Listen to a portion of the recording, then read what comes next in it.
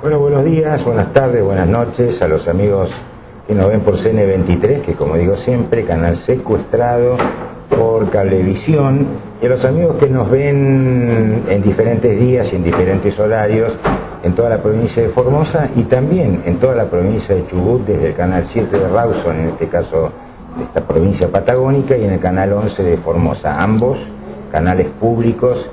Estos canales públicos que han crecido enormemente en estos últimos 5 años a partir de políticas de Estado y sobre todo a partir de la Ley de Servicios de Comunicación Audiovisual, que entre otras cosas, por un lado, ha obligado a tener mucha más programación local, ha desarrollado la industria en esos lugares, ha hecho que la gente empiece a ver su vida contada por ellos mismos, sus costumbres, y no ser como cuando yo empecé con los canales del país profundo, los canales que ahora conformamos el Consejo Federal de la Televisión Pública, eran prácticamente repetidoras generalmente de Artear, de Canal 13, en algún caso de Canal de Telefe y en algún caso de Canal 9. Y con un contrasentido, el Canal 10 de Córdoba, Canal Universitario, era una repetidora de Canal 9. Ahora estos canales tienen apoyo del INCA, de planificación, de la CNC, de la televisión pública donde trabajo yo, y están creciendo, y los jóvenes que estudian estas carreras vinculadas a la televisión saben, o a las artes visuales en general, saben que tienen un lugar donde, digamos, no tienen que venirse a Buenos Aires para trabajar en alguna de las 5 productoras que les contaban la vida del país desde una visión porteña y pura y exclusivamente dedicada a vender productos para los avisadores, que son los que sostienen esas productoras. ¿Por qué digo todo esto? Digo todo esto porque esto tiene que ver en estos 5 años, hablo de la televisión, 6 años, este cambio, pero en este país desde hace 10 años ha vuelto a tener muchísima importancia el rol del Estado. Este rol del Estado interviniendo claramente, como dijo la presidenta, a quien le deseamos lo mejor para su salud, que se está recuperando, porque ha venido a cambiar un poco todo el eje de lo que estaba sucediendo, que estábamos en manos y las decisiones se tomaban en algunas oficinas y muchas veces en otras embajadas. Este cambio me parece que es lo que ha provocado y provoca tanta bronca. Este empoderamiento de la gente, esta posibilidad de articular, y como dijo la presidenta, ahora me acordé, digamos, acá no somos neutrales. Dentro del próximo programa ya no lo vamos a poder hacer así muy político porque vamos a estar posiblemente en veda, posiblemente no, vamos a estar en veda, pero nos queda para decir en este momento, en este programa no tiene ninguna vergüenza, al contrario, tiene mucho orgullo de decir desde qué lado está, que realmente es un momento muy, muy, muy especial.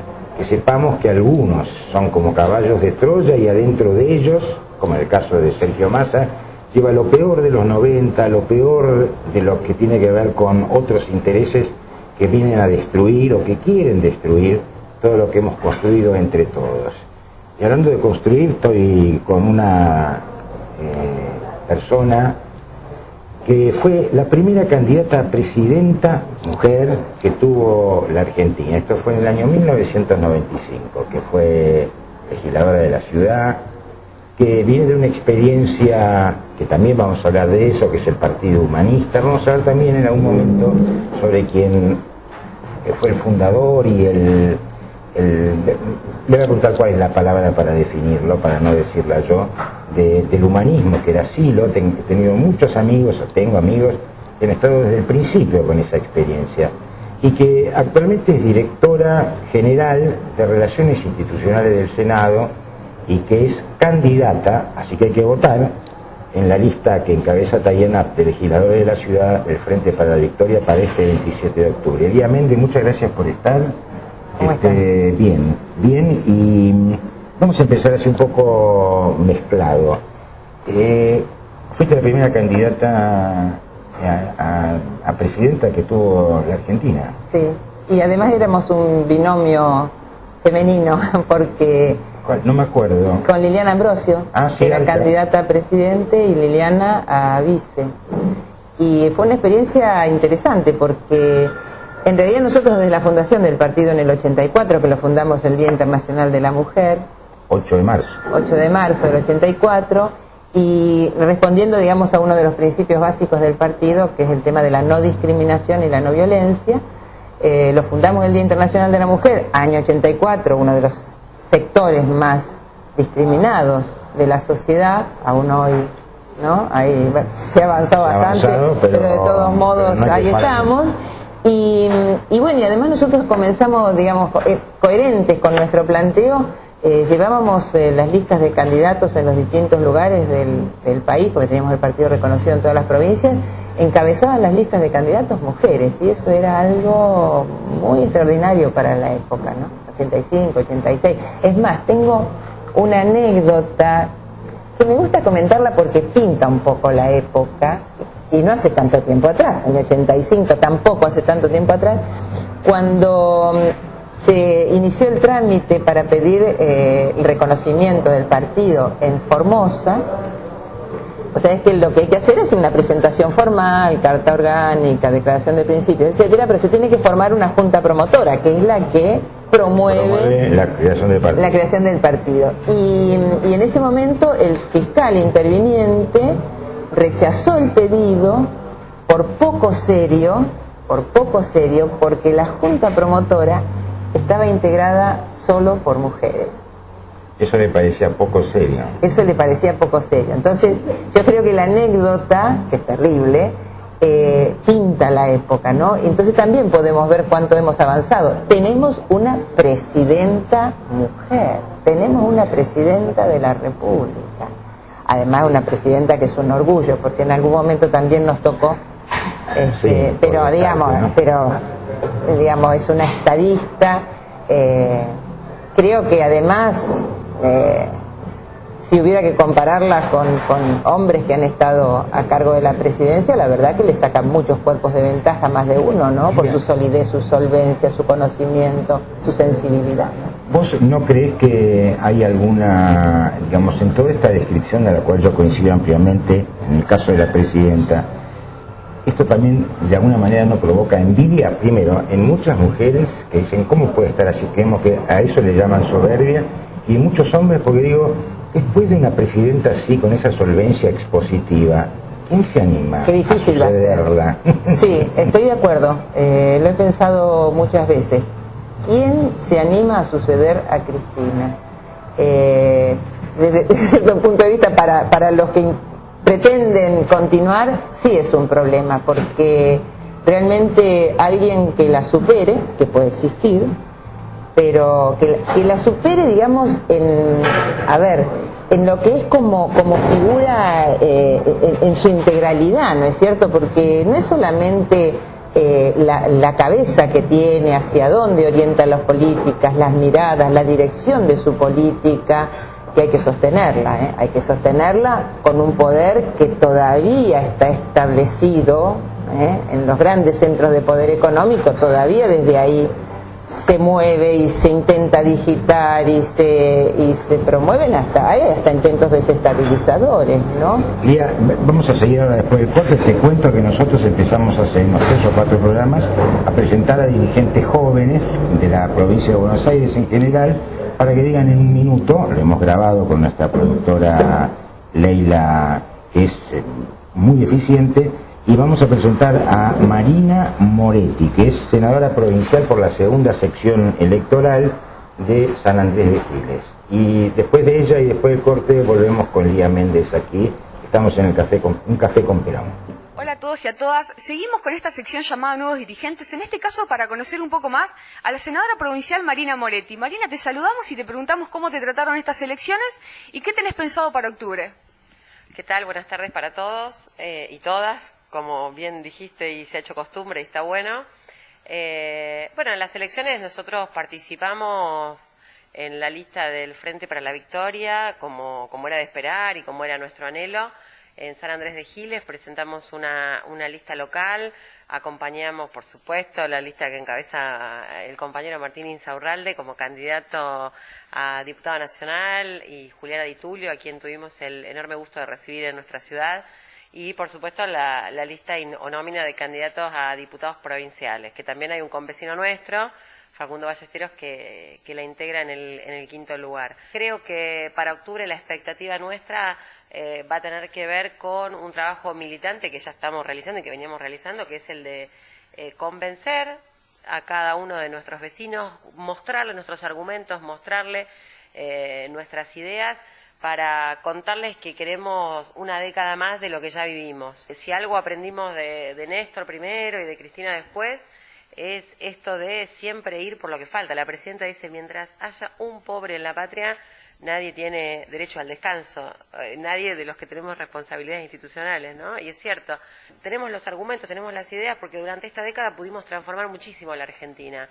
Con ese saber hacer, con esa marca ideológica tan fuerte que tenemos los peronistas kirchneristas, creo que estamos en la oportunidad de hacer una elección muy buena en octubre.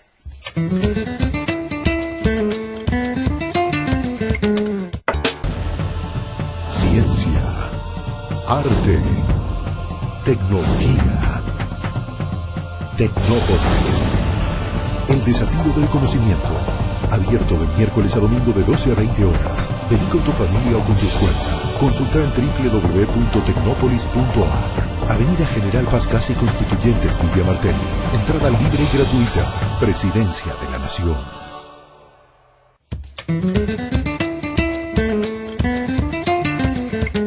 Lía, también supe que cuando fuiste legisladora de la ciudad, hacías algo con lo que ganabas. Fuiste una persona que ha donado mucho de lo que cobrabas para hospitales, escuelas. Un mal ejemplo para Sí, vos sabés que en realidad era parte de un planteo que nosotros hacíamos. Yo fui legisladora en el 2000, del 2000 al 2003. No hace falta que me refiera a la época terrible que vivía nuestro país, ya como lo último del neoliberalismo, ya era el desastre total. Y bueno, y la clase política sumamente cuestionada por la sociedad, ¿no? Entonces nosotros planteamos la necesidad de tener un gesto político y humano. Y como llevamos una propuesta que planteaba que se equipararan los sueldos, decíamos nosotros, de un médico, de un docente y de un legislador. No decíamos que fuera hacia abajo, en todo caso que fuera todo hacia arriba, ¿no? Entonces nosotros planteamos equiparación de sueldos y dietas. Y bueno, en campaña prometí, obviamente yo era la candidata, prometí presentar ese proyecto ni bien ingresara en la legislatura. Y fijarnos nosotros, hasta tanto se aprobara la ley, fijarnos nosotros un sueldo que coincidiera con el básico, ¿no? Con el canasta familiar, en ese momento que eran 1.020 pesos. Entonces, claro, ni bien asumimos, presentamos el proyecto de ley junto con otros que habíamos prometido. Claro, y además lo que hicimos fue automáticamente fijarnos ese piso de sueldo y lo demás entregarlo a escuelas y hospitales, porque si no era muy fácil, hacías una campaña con un eslogan, no pasaba de ser un eslogan, porque después, hasta que no se aprobara la ley, seguías cobrando los 6.400 que eran en ese momento. Entonces, en realidad ese era el sentido de lo que nosotros nos comprometimos a hacer y hicimos. Y sí, durante toda la gestión, en definitiva era el 80% de mi dieta, y fue muy interesante porque además hicimos rendición de cuentas mensuales, donde se informaba públicamente a dónde se había destinado, cuánto, y además no entregamos el dinero, sino elementos que nos solicitaran las escuelas. Así que desde otro punto de vista era muy satisfactorio porque era una situación, en realidad los niños pasaban situaciones muy difíciles desde el punto de vista económico y obviamente para el acceso a la educación y el acceso a material didáctico, y fue muy interesante lo que se pudo hacer. Yo quiero que la gente recuerde, porque a veces nos olvidamos de las cosas que han sucedido. Yo en el 2002 veía gente bien de clase media, en un barrio de clase media como el que vivía yo en ese momento, con los chiquitos revolviendo basura para comer, digamos. Si la gente tuviera un poco de memoria y se diera cuenta cuántas cosas cambiaron, no solamente en lo económico, ¿no? También, sino en los niveles que tienen que ver para mí con valores importantísimos como la dignidad, como la no represión de la protesta social. Hay tantas cosas que bueno, que el 27 de octubre espero que se acuerden todos. Lía, y estás como directora general de Relaciones Institucionales del Honorable Senado de la Nación. Así es. ¿Qué haces ahí? ¿O qué hace esa dirección general? En realidad hace lo que cualquier oficina de relaciones institucionales de cualquier organismo, pero nosotros hemos puesto el énfasis en una actividad que es central y que traduce los lineamientos que en realidad nos da Amado Boudou como presidente del Senado. Ni bien ingresa a la gestión, él decide que la impronta que le iba a dar era la de abrir el Senado a la comunidad, de fortalecer los vínculos con la comunidad, de una apertura total. Entonces nos dice, bueno, trabajen con esto, yo lo que quiero es esto, y trabajen con los temas del humanismo, de no violencia, de no discriminación, de derechos humanos. Así que nosotros pusimos en marcha un ciclo que denominamos Diálogos en el Senado. Entonces invitamos y armamos una base de datos de casi 5.000 organizaciones y pusimos encuentros semanales donde convocábamos entre 10 y 12 organizaciones a reuniones que duraban 3 horas, o sea, para poder dialogar. Y ahí abríamos el diálogo. Conversemos quiénes son, qué hacen, qué dificultades tienen, qué virtudes tienen, en qué están, cuáles son las expectativas. Y realmente la verdad que nos sorprendía mucho la respuesta de las organizaciones. Algunos pensaban, bueno, pero puede venir alguna organización que plantee, no sé, que quiera insultar. Nadie insulta a nadie, la gente plantea sus dificultades. Y digamos, y si tiene algo que reclamar, lo reclama bien, porque el ámbito que se genera es de comunicación directa y de diálogo abierto. A nadie se le dice de esto no opine, aquello no sé qué, no hable mal de no sé quién, absolutamente no. Y ya va para 2 años que estamos con esta actividad. La verdad que hemos logrado, digamos, porque ya no es un vínculo de cada organización con el Senado, sino que se armó una suerte de construcción colectiva. Entonces las organizaciones que nos planteaban, entre otras dificultades que están como muy aisladas y muy solas, para mí una sorpresa, por ejemplo, encontraban un lugar donde se conocían con otros, donde intercambiaban temas desde el abordaje de ciertas problemáticas. Son las organizaciones sociales de base a los que nosotros convocamos. Aparte se empieza a horizontalizar los contactos más allá del ámbito que se crea, y eso produce afecto, produce sinergias, produce seguramente intercambios que le sirven a uno por no vayas por acá porque me equivoqué y no conviene, otro dice esto es lo mejor, ¿no? Estos encuentros, ¿no? Sí, organizaciones que están, digamos, que son las que están con los temas que son de mucho compromiso social, con temáticas de género, de violencia de género, niñez, discapacidad, adicciones. Entonces ha resultado como, digamos, las organizaciones valoran mucho el ámbito y además han ido avanzando, porque se empezó con un diálogo desde las dificultades, pero después se fue avanzando como buscando ejes en común entre todas ellas para ver, digamos, a partir de qué cosas se puede construir. Y un tema interesante, porque estas organizaciones surgieron en una etapa neoliberal en que el Estado había desaparecido, se había corrido de sus obligaciones principales, y eran las que le ponían el cuerpo a los problemas gravísimos de violencia en todos los campos en el medio social. Entonces, cuando comienza una etapa diferente, afortunadamente, 10 años a esta época, a esta parte, cuando el Estado empieza a retomar ese rol de garante de derechos, estas organizaciones sociales empiezan a trabajar, digamos, como son donde se apoya el Estado para desarrollar sus políticas sociales. Entonces, claro, ahí hay una cierta distorsión, porque se viene con un rol propio de una etapa donde el Estado no existía, el Estado comienza a tener existencia y ahí hay un desajuste. Entonces, los temas más interesantes que se han podido trabajar en estas mesas de diálogo y que seguimos trabajando, tiene que ver con eso, tiene que ver con detectar en qué cosas tiene que producir cambios la organización social y qué aspectos hay que marcarle al Estado que debe adecuar o modificar para que para que ese enchufe se pueda dar adecuadamente, claro, y las políticas lleguen, ¿no?, a la base social. Dos cositas más porque en un momentito pasa muy rápido, pero bueno, estamos con una linda charla. Quisiera que me dijeras dos palabras de silo. ¿Qué quisieras decir? Bueno, silo es para los siloístas del mundo, digamos, nuestro guía espiritual. Es hoy, después de su desaparición en el 2010, y fue antes nuestro guía y nuestro maestro.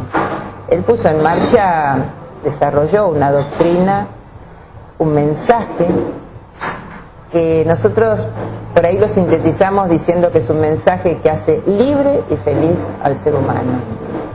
Y lo que él planteaba era la puesta en práctica de esa doctrina. Y él es un maestro y un modelo porque él era la práctica, él mostraba permanentemente en sí mismo la puesta en práctica de esa doctrina. Entonces para nosotros es como el modelo de una gran humildad, de una gran sensibilidad y de una gran solidaridad. O sea, él lanzó una doctrina al mundo donde planteaba la necesidad de la superación y la transformación personal, siempre en función de la transformación social. Ahí está un poco la clave diferente de algunas otras corrientes o pensamientos que únicamente trabajan sobre sí mismos de alguna manera tan individualmente, y evidentemente el hecho de haber constituido un partido, tratar de, digamos, de operar desde la política, digamos, involucrarse con lo social, me parece que hace la diferencia. Yo te quiero contar finalmente, porque ya Leila Ramela me hace señas desesperadas, en dos palabras, ¿por qué el Frente para la Victoria? ¿Por qué en esta lista? Porque, a ver, el Frente para la Victoria traduce en todas sus propuestas la política y la dirección de la política que venimos experimentando y viviendo desde el 2010. Me parece que eso es lo que hay que sincerarse y tomar contacto con la propia experiencia. Yo creo que a esta altura no hay que salir con un eslogan, no hay que convencer a nadie de nada que va a ser a futuro. Yo creo que la mejor campaña que hace el Frente para la Victoria es mostrar estos 10 años, un camino y una dirección, y sobre todo dónde están puestas las prioridades. Creo que ahí no tenemos ninguna duda. A veces se puede discutir sobre una medida que lleva adelante uno u otro gobierno, y a veces decir, bueno, pero si este gobierno lleva adelante esta propuesta que es muy buena, ¿qué diferencia hay con este otro? Y cuando nosotros conversamos con los amigos y los vecinos en los barrios a lo largo de esta campaña, le decimos que hay que aprender a distinguir. Y entonces hay que distinguir cuál es la dirección de las políticas y cuáles son las prioridades. Y las prioridades, y si vamos a la ciudad de Buenos Aires, que además yo soy candidata en esta lista, si es la ciudad de Buenos Aires, las prioridades están dadas no por la declamación, están dadas por el presupuesto. Y entonces, si la vivienda es una prioridad en el presupuesto de la ciudad, yo puedo decir, bueno, es una prioridad de este gobierno, cosa que por supuesto no sucede en la ciudad de Buenos Aires. Es el último interés, porque no solo el presupuesto es bajísimo, o sea que no están ni dispuestos a encarar el tema de la vivienda para empezar a dar respuesta al gravísimo problema de vivienda que hay en la ciudad de Buenos Aires, sino que además el otro grave problema es que no solo no hay presupuesto, sino que el que hay tampoco se ejecuta. Son las cosas que el vecino, que no tiene por qué ser un especialista, sí puede empezar a ver. Entonces, bien, voy a tener que cortarte. Yo lo que quiero es dame la mano, porque te quiero agradecer realmente mucho, y decirle a la gente que en Capital, Filmus, Cabandier y Tayana, para que también esté Lía Méndez ahí con nosotros y con toda la gente. Y en todo el país que nos ven, cuando vean Frente para la Victoria, no duden, es por nosotros, por el futuro y por sus hijos. Hasta la próxima, y votemos muy bien. Gracias, Lía. Gracias.